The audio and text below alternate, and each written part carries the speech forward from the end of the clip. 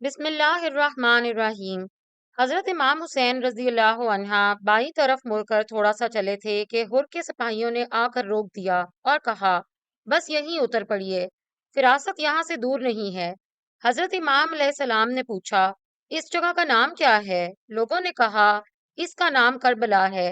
آپ نے فرمایا، اچھا کرب و بلا کی یہی منزل ہے۔ یہ کہہ کر گھوڑے سے اتر پڑے اور فرمایا، یہ کربلا ہے جو مقام کرب و بلا ہے، یہی ہمارے مال اوان و انصار کے قتل ہونے کی جگہ ہے۔ جب غر نے ابن زیاد کے خط کی تعمیل کرتے ہوئے حضرت امام حسین رضی اللہ عنہ کو کربلا میں اترنے پر مجبور کر دیا تو اس نے ابن زیاد کو اس کی اطلاع کر دی۔ یہ وہ وقت تھا جبکہ ملک ایران میں ویلمیوں کردوں نے بغاوت کر دی تھی۔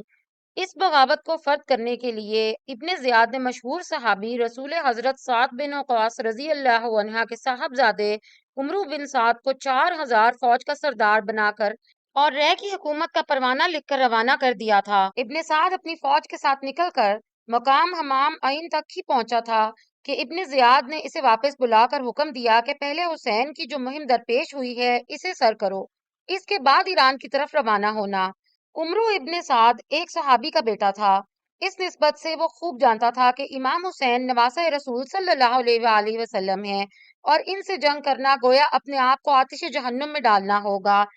اس لیے اس نے ابن زیاد سے کہا، مجھے اس امر سے الگ کر دیجئے تو بہتر ہوگا۔ ابن زیاد نے کہا، اگر حسین کے مقابلے کے لیے نہیں جاتے تو رے کی حکومت کا پروانہ جو تمہارے نام لکھا گیا ہے اسے واپس کر دو۔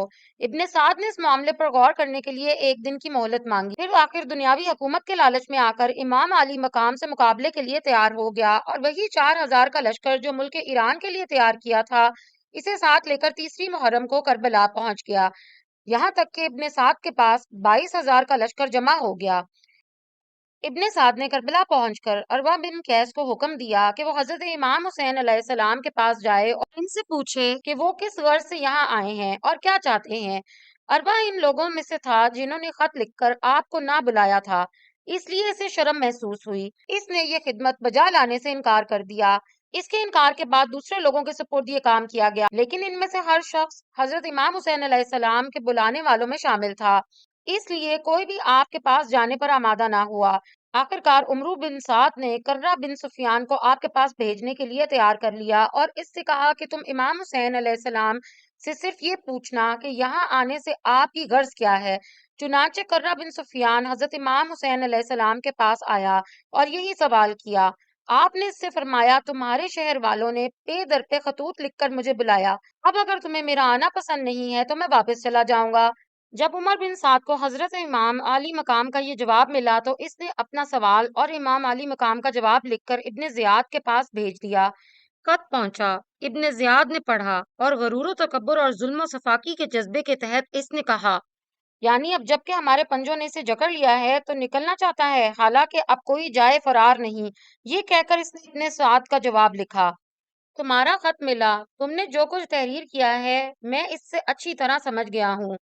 تم حسین اور اس کے تمام ساتھیوں سے کہو کہ وہ یزید کی بیعت کریں، اگر وہ بیعت کر لیں تو اس کے بعد ہم جو مناسب سمجھیں گے کریں گے۔ ابن سعد کو جب یہ خط ملا تو اس نے کہا، میں سمجھ گیا کہ ابن زیاد کو عافیت اور امن منظور نہیں۔ 7 محرم کو ابن زیاد کا دوسرا خط عمر بن سعد کے پاس پہنچا، جس میں یہ حکم لکھا ہوا تھا، حسین اور ان کے ساتھیوں پر پانی بند کر دو، اس طرح کہ انہیں ایک قطرہ بھی پانی نہ ملنے پائے، جیسا کہ امیر المؤمنین حضرت عثمان بن عفان رضی اللہ عنہ کے ساتھ کیا گیا تھا۔ اس خط کو دیکھتے ہی عمر بن سعد نے عمرو بن حجاج زبیدی کو 500 سواروں کی فوج کے ساتھ نہر فرات پر مقرر کر دیا اور تاکید کر دی کہ حضرت حسین علیہ السلام اور ان کے ساتھیوں تک پانی کا ایک قطرہ بھی نہ پہنچنے پائے۔ حاکم کا حکم ہے کہ پانی بشر پئیں، گھوڑے پئیں، سوار پئیں اور شتر پئیں، کافر تلک پئیں تو منع تم نہ کیجیو، پر فاطمہ کے لال کو پانی نہ دیجیو۔ تاریخی کتابیں اس بات کی گواہ ہیں کہ امام حسین علیہ السلام کی شہادت سے 3 روز قبل پانی بند کر دیا گیا تھا۔ عبداللہ ابن ابی حسین ازدی نے پکار کر کہا، اے حسین، دیکھتے ہو یہ پانی نیلا نیلا آسمانی رنگ کا کس طرح بہہ رہا ہے، لیکن خدا کی قسم تمہیں اس سے ایک قطرہ بھی نصیب نہ ہوگا اور تم اسی طرح پیاسے مر جاؤ گے۔ معاذ اللہ! یہ سن کر آپ نے فرمایا، اے اللہ، اس کو پیاس کی حالت میں مار اور اس کو ہرگز کبھی نہ بخشنا۔ بعد ازیں یہ بے ادب گستاخ بیمار پڑا تو حمید بن مسلم کہتے ہیں کہ میں اس کی عادت کو گیا تو خدائے واحد لا شریک کی قسم میں نے اس سے دیکھا کہ پانی پیتا اور کہہ کر دیتا، پھر پیاس پیاس کہتا، اس کو پانی دیا جاتا، پیتا اور کہہ کر دیتا، اسی طرح ہر وقت پانی پانی کرتا مگر سیراب نہ ہوتا، یہاں تک کہ اسی حالت میں مر گیا۔